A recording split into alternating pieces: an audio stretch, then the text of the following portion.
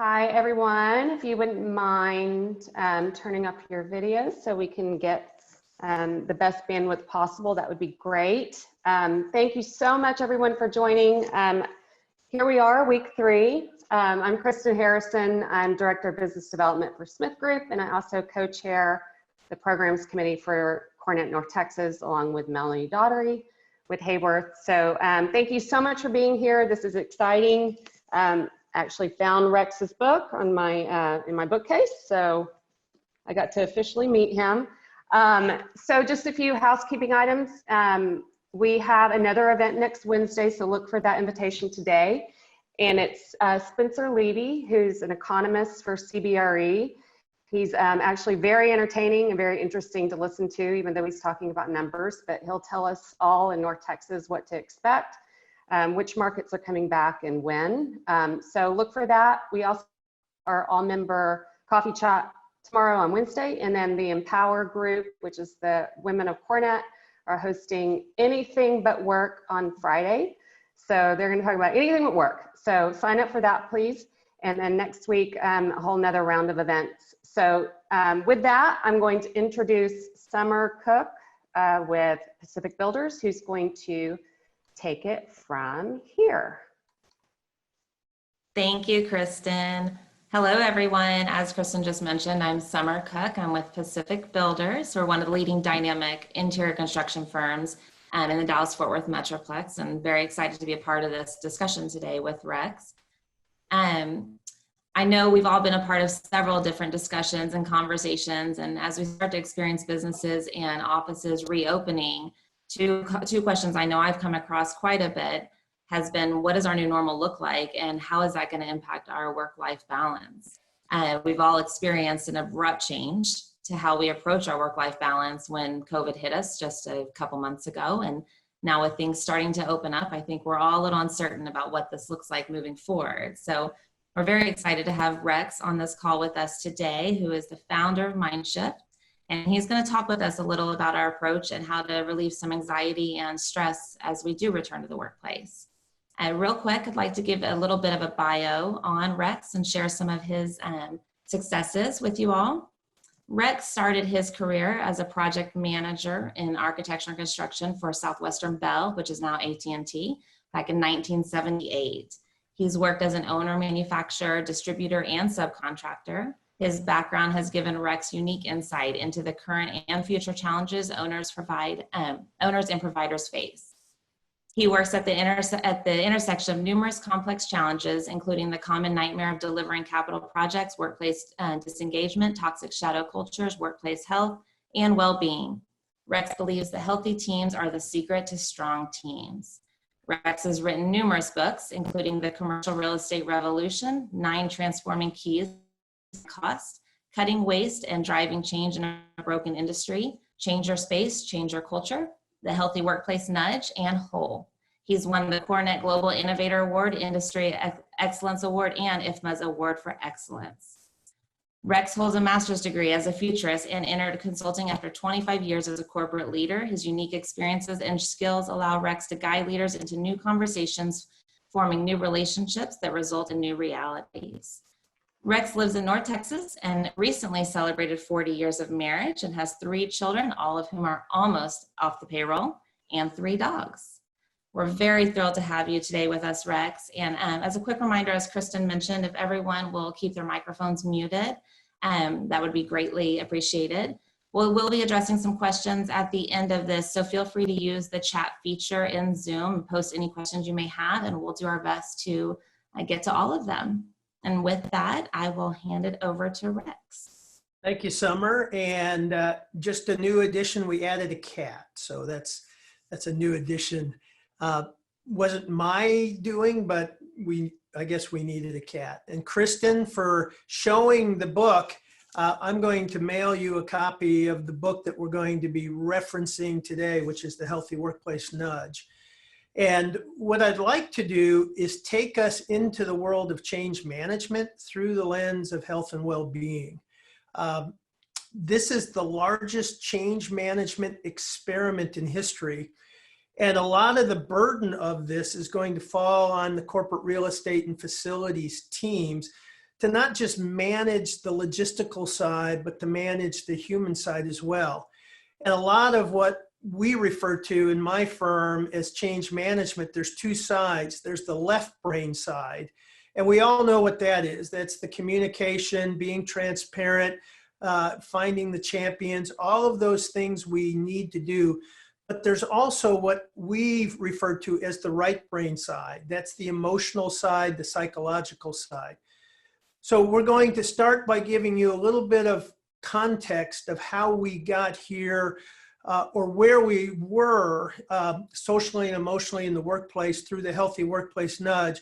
And then we're going to transition into the COVID part. So I'm going to bring up my slide deck here, and we're going to walk through kind of the pre-COVID and then the after, or the current one right now. And let's see here, let's get up here to play the screen. There we go. All right, can everybody see? And I just need to make sure, because a couple times not everybody has seen the slide as it's shown. So Summer, are you seeing the Humanizing the Workplace Machine slide? I am. Okay, I am. we're good to go. So I feel compelled, because of all of the momentum and all of the energy going to bring people back, not to forget the human side of this equation. So humanizing the workplace machine, for those coming in, it can feel very much like it's being done to them instead of being done for them. And so let's call this a post-COVID manifesto. Now, this is the research we've done, and we've got a deep body of research that goes into both education and the workplace. And this deep body of research looks at not only the engagement question, but the health and well-being question. So we were pretty well positioned when this happened to know what the implications are.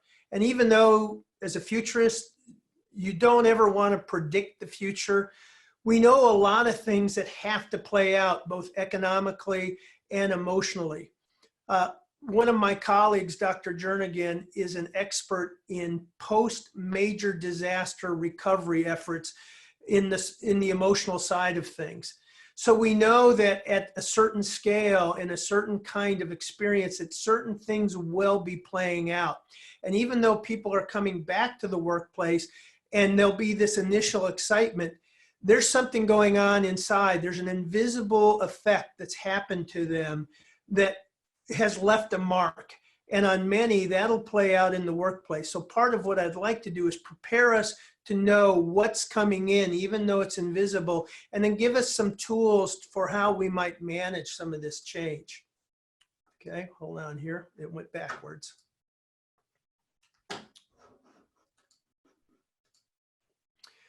Now, in 1948, the World Health Organization gave us a definition for health and well-being. And it surprises me that even today in the workplace, there's no company that I know that has a definition of what wellness or well-being is for them or can measure it. And towards the end of this, I will propose what I feel is a very simple but complete definition of what well-being could look like, and it's measurable.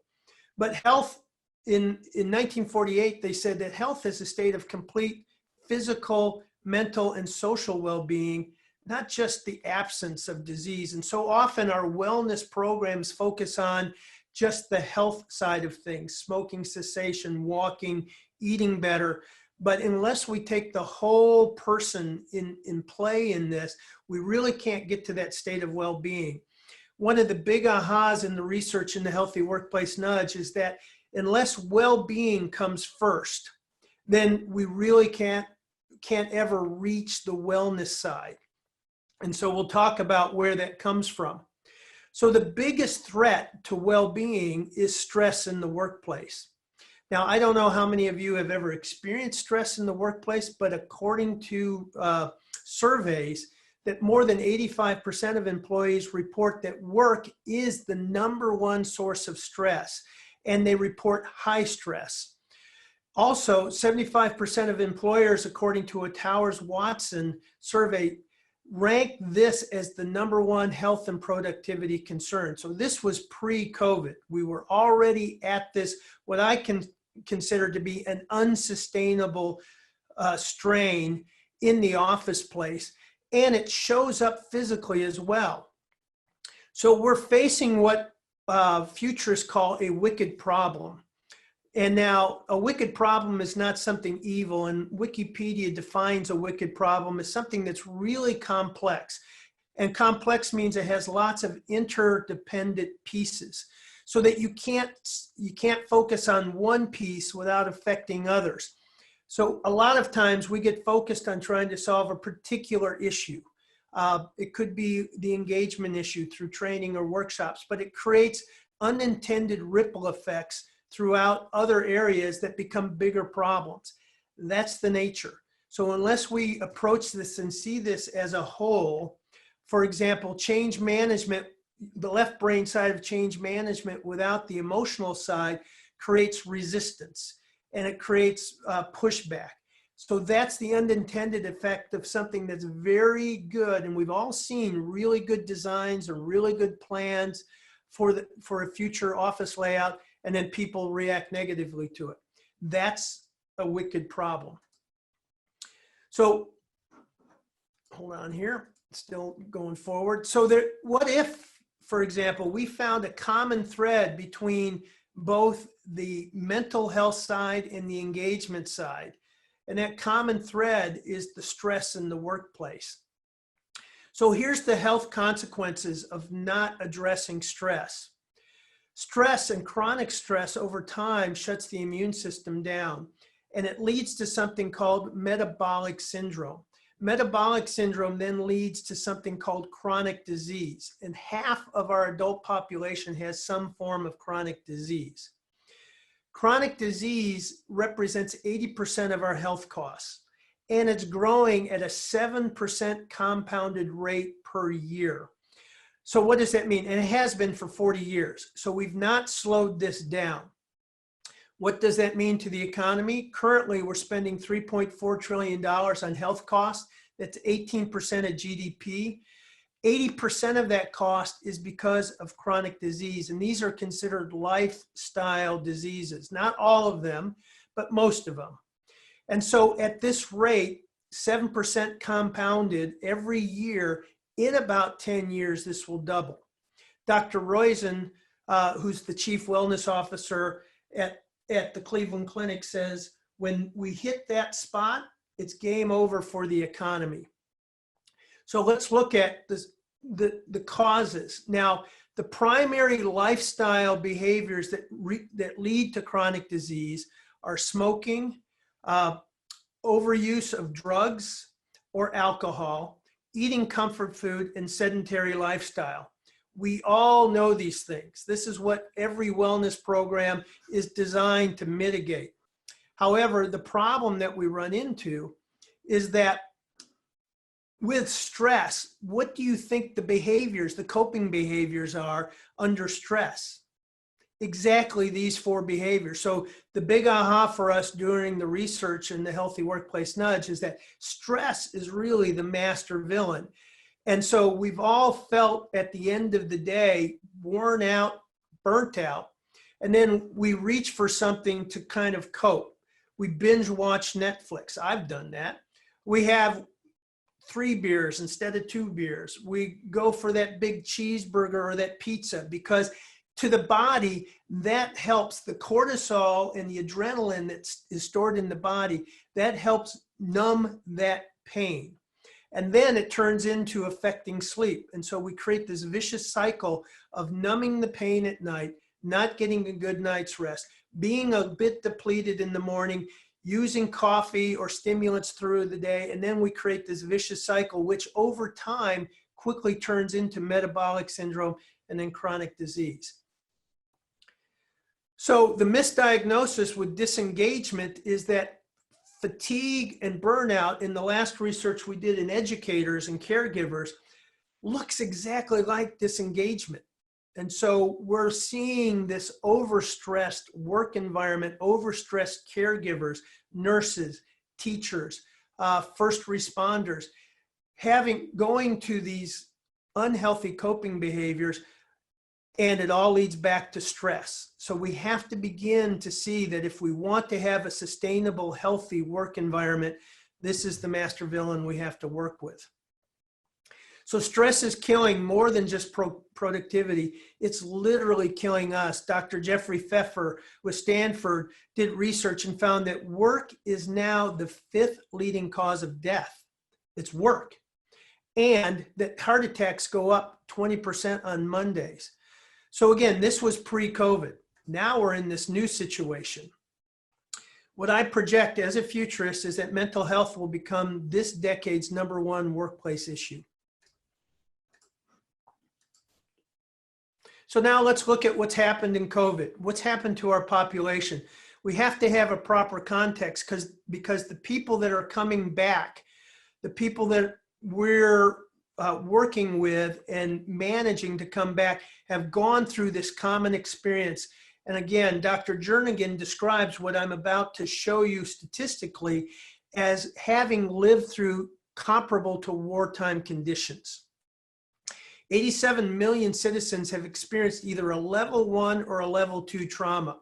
A level 1 trauma is when you experience something dramatic personally, loss of job, loss of income, abuse in the home, or having lost a loved one to COVID-19.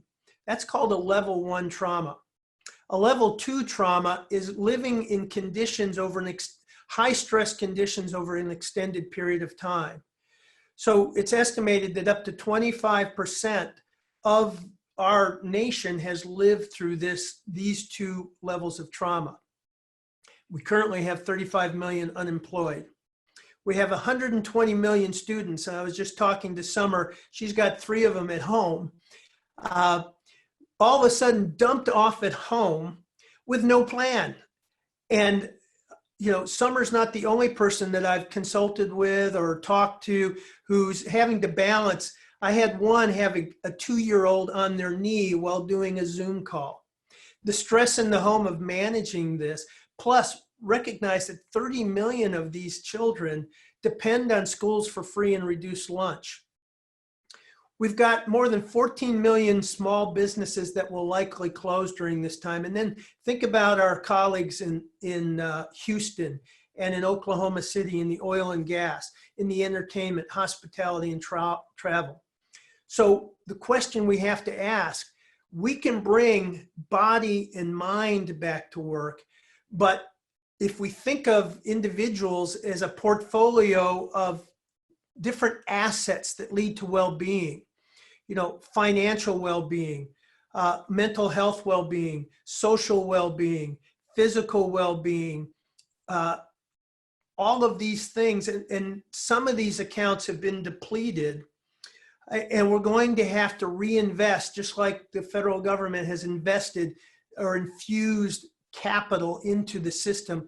We're going to have to infuse what I call social capital, rebuild trust, rebuild connection. Imagine people coming back being fearful, uncertain of their jobs, being on edge, wondering what's it going to be like. That's the mind frame that a lot of people are going to be coming back into, that we're going to have to manage.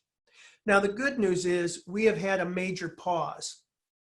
As I said before, in the pre-COVID, I believe we were in an unsustainable rate. And now that we've kind of broken the rat race and gotten off the treadmill, we have other challenges and problems, but we're also discovering a lot of the things we were doing, we don't have to do anymore. Trying to pack people into high density environments, we now have the option, because a lot of companies have found, wow, we're not too bad off with remote work. We're fairly effective doing that. So it gives us a whole opportunity to re-explore what work can be, and I hope we do that.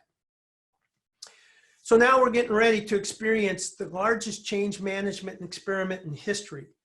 They're coming back. Now, they may not come back all at once. In fact, I recommend that we do not bring people back all at once, that we do a staged re-entry where people volunteer their way back in as we learn what it's going to be like. And it's important that the decisions that we make matter. We don't know what we don't know. That's very important. And I see us trying to make decisions now that have long-term effects on things that may be short-term. For example, the 6-foot distancing in the office. I think we're way too premature to try to figure out all the block planning and how to do that.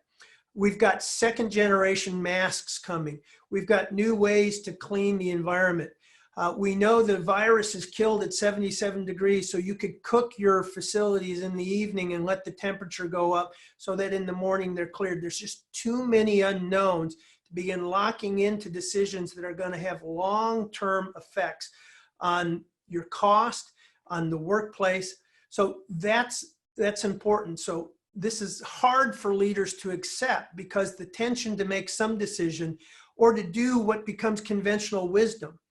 Everybody's pursuing the 6-foot dimensioning, but that's a guideline and it's really not overly effective overall. If you've got a loud talker, if somebody coughs, if your humidity is higher, the temperature in the room, they all affect. And the 6-foot guideline was only around large droplets. And the major concern are the small droplets that stay in the air much longer and go much further.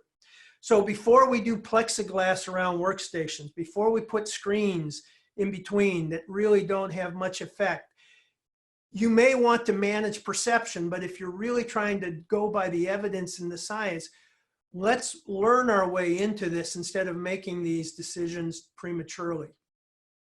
Words matter.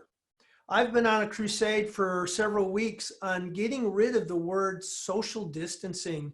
It's really physical distancing we want. So let's look at the language in our policy and our protocols. A lot of times we speak in corporate speak, and the way that feels to somebody who's vulnerable or distrustful or worried, it feels impersonal and dehumanizing. Let's change our language to something that's user-friendly, that's everyday kind of speak, and get rid of the lawyer stuff so that when people come back, they know we're a human organization. We're not a lawyer, human resource, policy-driven organization.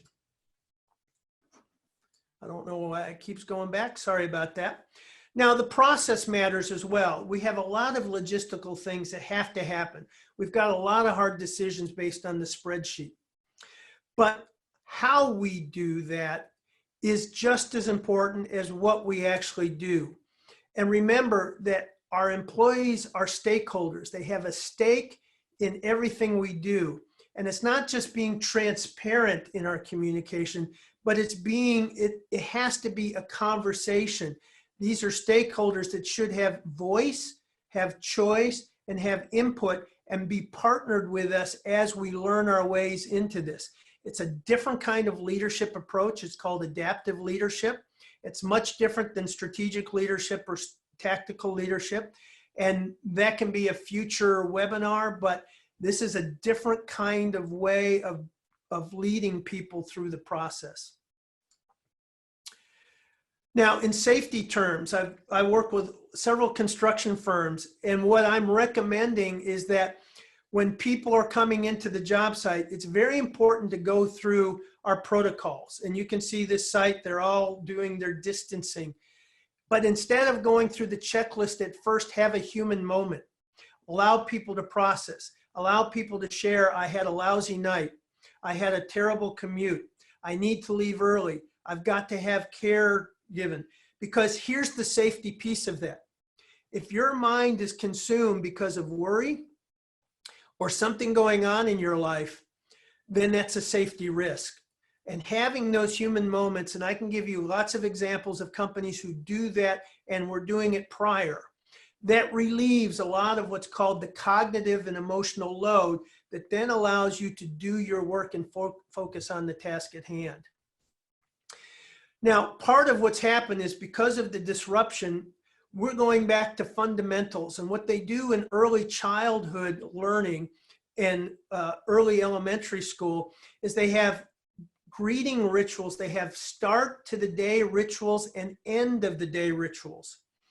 part of what lowers stress is having that human moment of a ritual, allowing people to connect, share what they're learning or how they're doing, instead of jumping right into the agenda or the checklist that we have to do. Remember, our first goal is doing a couple things: creating psychological safety, creating a sense of belonging, but also going back to Gallup's Q12, the very fundamental pieces that we need in a new environment is clarity about what do I need to do today, and do I have the equipment to do it? Those two, the question 1 and question 2 in the Gallup's Q12, we're back to those fundamentals again. Stories matter. I'll take a little bit of time here, but we've all experienced some form of loss of the connection of our colleagues, maybe loss of income. Someone in our house has lost a job, out of school, a loved one, and we haven't really had the opportunity to process. One of the firms that we consult with, an architectural firm, the managing principal's father passed away of COVID in a senior living facility. They weren't able to say goodbye to them, and it was tragic, and that's happening. And so you carry that, and nobody is exempt. When you experience some form of loss, you're not exempt to those 5 stages of grief. You have to process through it, or it stays in the body and affects you physically. One of the ways of doing that is story. And so there's a process of populations that have gone through major mass disaster recovery. And it's a process called dialectic therapy. And it's a big word for basically storytelling. Now, we've created some templates that allow teams to come back and make it very easy. But part of the story and part of working through and gaining strength from the experience is being able to create a narrative around it and being able to express, this is what happened to me, and here's how it felt, and here's how it impacted me. Now, here is where I'm at now. I'm not so sure about the future. And here's what I'm concerned about when I come back to work. But I did gain these things, and here's what I hope for. That's a simple form, but we've created a couple templates that teams can use and companies can use. One is called, it's a template around my quarantine story, and it's very easy to do. And the other is my return to work story. And so people can fill these out, and it makes it safe because everyone's doing the same thing. And you can facilitate this. You don't have to be an expert, but what we know is that when people can put a story around their experience and have a future forward to that story, it helps them process and work through and allows them to get over the experience they had and be able to get on with their lives. So again, we've got the templates. If you want a copy of the template and how to actually facilitate this in your team, happy to provide that. Keep an eye on your colleagues. This is a time to watch more carefully on shifts in behavior. Suicide is up, unhealthy coping behaviors are up, abuse is up. These are signs of trauma, and these are signs of cumulative stress. Do not ignore these. Have a way and make sure your companies talk about how do we positively manage this. We're going to find in 6 to 8 months, as trauma works through, that people are not going to have the same level of self-regulation over emotions. They're going to go into a trigger mode or a shutdown mode. That's fight or flight. We need to be aware and be able to know how to manage that and not handle it as a standard discipline problem, but handle it as a result of somebody processing and acting out. Imagination matters. This is a time for us to consider what could we do under these conditions that we could never do otherwise. My company has been going through that and has been liberating and it's been very exciting for us to see the new possibilities that we never would have thought of before. The workplace matters. All of this is coming to work. 150 million citizens come to work every day. It's up to leaders to rethink about how we use the workplace and how we come back to work to make ourselves healthier, more resilient, and as a result, more productive?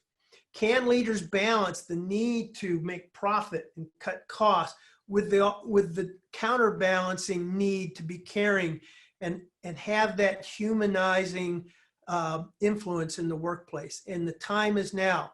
What this disruption has shown is the flaws and the cracks in the old ways we've been doing things. And now we have a chance to reset. So we've all gone COVID together. We all have a different, we all went in differently. We all came out differently. We're going to be different people coming back. It's an opportunity for us to reintroduce ourselves and the changes in our life that's happened. So I hope we take time to do that. There are lives that touch lives behind every decision we make. So if somebody has a bad experience in the workplace, and I learned this from Bob Chapman, who's the president and CEO of Barry Waymiller, if they have a bad experience, it's going to come back and affect their families and then affect other people. If they have a positive experience, they're going to go home and that's going to uplift the family and help them. Remember, how we do things has as much impact on how people experience them as what we have to do. So imagine, here's the definition of wellness in the workplace. Imagine the ability to bring your whole self to work every day, doing your best work, and then going home happier and healthier, and then looking forward to coming back the next day. I believe that's measurable. It's a survey you can do every month on how we're doing on those 4 criteria. And so I'm encouraging us that we come back with some form of defining what we would like wellness and well-being to look like in our office. This is a good start. And then begin measuring that to see how we're doing and using that as a feedback tool for how we can do better. Because I promise you, somebody who's had a good night's sleep, somebody who's happy, the statistics show, whether it's Gallup or Towers Watson or the Mayo Clinic, you just do better work. And so we can't ignore that. So let's start a movement beginning with a feeling of safety and belonging. And I misspelled safety there, sorry about that. But so let's open this up for some questions, for some Q&A. And so I hope it's generated some chat. It's not your normal change management discussion. Okay, I'll go ahead and read some of these questions if that's okay. And what we've got, I know one, I think this is a very popular question that many of us have been wondering about, but do you think we as employees will need to give up some of our humanness and cultural habits? For example, the handshake. And if so, do you think this is temporary or a permanent change? Well, great question. I think there's the other ways of greeting, like namaste, that I love that one as a new way of greeting. A lot of our conditioning is cultural, but I also think too, it'll be a temporary. Now, temporary is a relative word, but human nature is going to be human nature. We will find ways to reconnect. We'll find new creative ways of connecting, but I do think we'll get back to handshakes, hugs, close circle of conversations. I don't think that will ever go away, but we'll need to have understandings of different periods of time. One of the things I think we will have to help in the workplace is give some protocols on how do we greet each other. There is a natural tendency, and I don't know what the medical name of this is or the psychological name of what this feeling is, but when you haven't seen somebody for a while, there's a natural tendency to want to touch. And so we need to give some alternatives. I've seen some very creative ways of creating posters with animals showing behavior, with masks on, or showing namaste as the accepted way of protocol, or just high-fiving without touching. Whatever it is, provide those guidelines, because people will not know and they'll feel awkward when they come in if they don't know what's acceptable and what's not. Good. This question actually goes along with that one, because I'm finding on Zoom that people don't tend to open up as much. They want to rush off and not have that social interaction. Do you have any tips on breaking that cycle? Interesting. You know, I think some of that is a little bit of how the context is set up. We've had some sessions that were very open. Now, if they're people you don't know, then this technology will create a barrier for being transparent.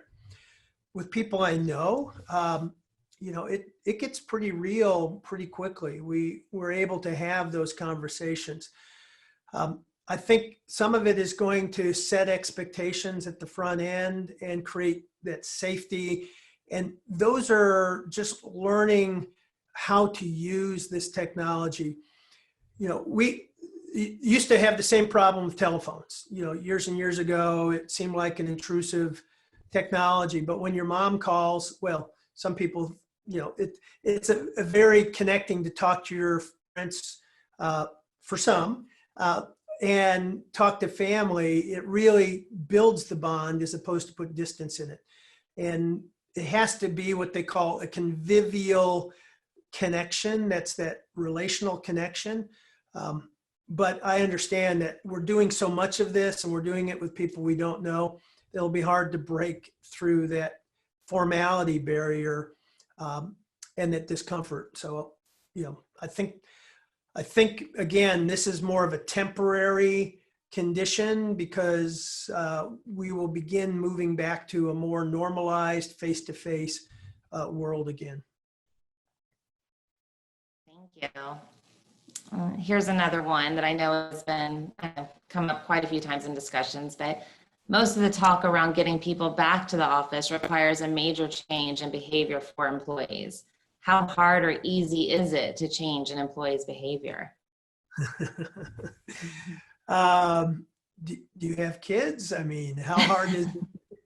I mean, it's very hard. And that's why a lot of effort and work and creativity, and I think that's the missing piece. And we've seen this in just standard moves. We spend so much time on the design and the planning and the logistics. And then in the last month or so, we think, oh, now we've got to start communicating and doing change management. One conversation I was having is that, you know, we're moving into a period of continuous change management. And we were not very good at it before. And it's forcing us to really get into it. So I think you need to have a chief, I was talking to Dr. Jernigan, a chief resilience officer and somebody who has that psychological side to consulting. How do we do the X's and O's? How do we do the execution side in a human way? I think that's a new opportunity. And I don't hold out a lot of prospects that companies are going to take the time to do that or invest the resources to do that. Thank you. We have another one that was posted. Can you give some advice on how to promote better solutions for well-being in the workplace in the face of reduced budgets? Well, so social capital, first, sleep.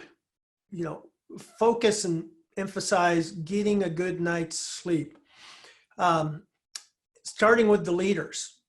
So in working with one of my clients, they saw the value of sleep.